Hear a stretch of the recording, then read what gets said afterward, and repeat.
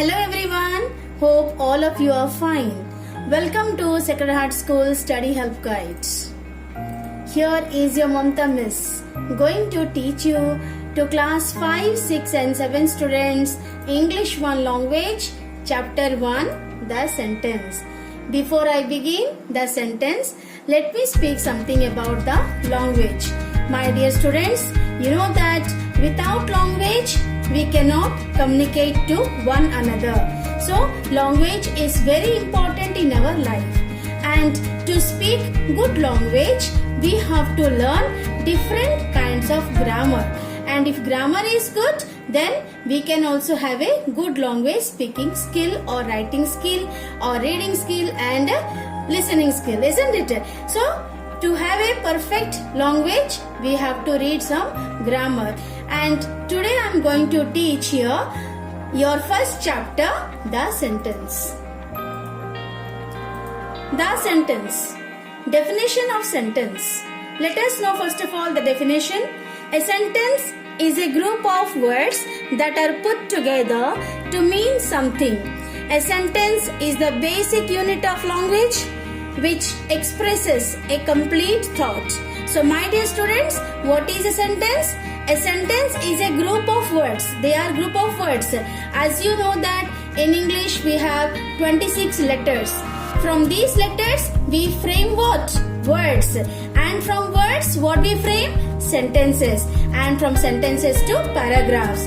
So when these group of words are kept together or put together, and when it means something, it becomes a sentence. A sentence is the basic unit of language which expresses a complete thought. When it gives a complete meaning, and so it can be called as a sentence. So you see, for an example, the sun is a hot ball of fire. What a lovely day it is. What is your name? These are the words, isn't it? Group of words. When they are put together and when they mean something. Are you able to understand or not? The sun is a hot ball of fire. Is it clear? From these words, when it is put together and you can understand or not, it gives a complete meaning. When you can understand, then this is called a sentence. A perfect sentence. What a lovely day it is. What is your name? When you are understanding a sentence, then only you are able to communicate, isn't it? So these are the sentences. So you can see here the sentences are each one word.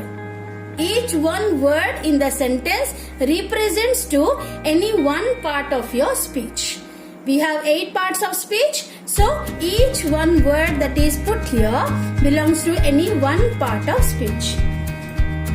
So just my dear, you can see, note down in your notebook how a sentence can be written, isn't it?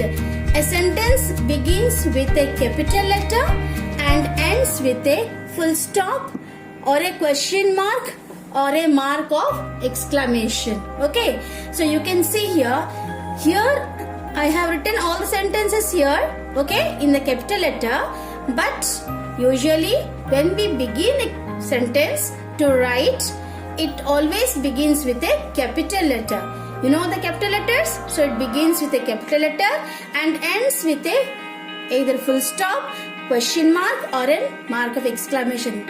So you can see here the 3 sentences. It should begin with a capital letter and ends here, full stop, exclamatory mark and question mark.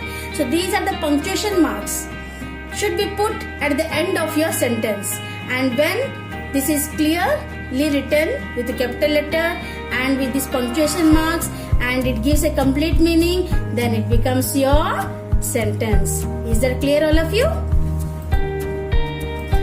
Then next here we go, the parts of sentence. Parts of sentences. How many parts of sentence are there, dear? Can you say? A sentence is divided into 2 parts. Okay, what are they? Subject and predicate. I know you all have read in your previous classes, isn't it? So we are aware of subject and predicate. A sentence is divided always into 2 parts. They are subject and predicate. So just note it down. before I go for something else, for example, let me say something about your subject and predicate. A subject is the noun or pronoun based part of a sentence, and a predicate is a verb based part that the subject performs. So your subject part comes either noun or pronoun, and it is the based part of a sentence. And in your predicate, what comes, my dear? Your verb based part that the subject performs. What subject is going to perform, what subject is doing, that will be seen in your predicate part. Okay. So in your subject, you will be having either noun or pronoun.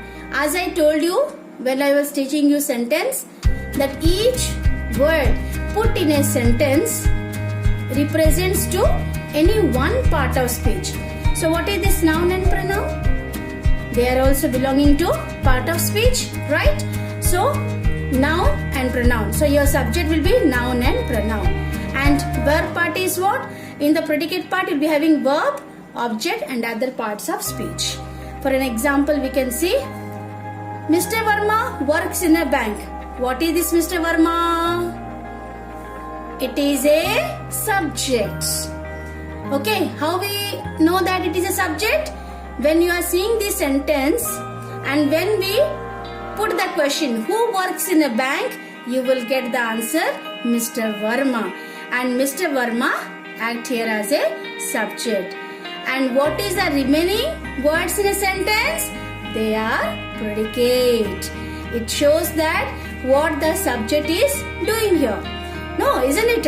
It is this works in a bank is the verb based part that the subject performs. The subject is performing here. What is performing? Works in a bank.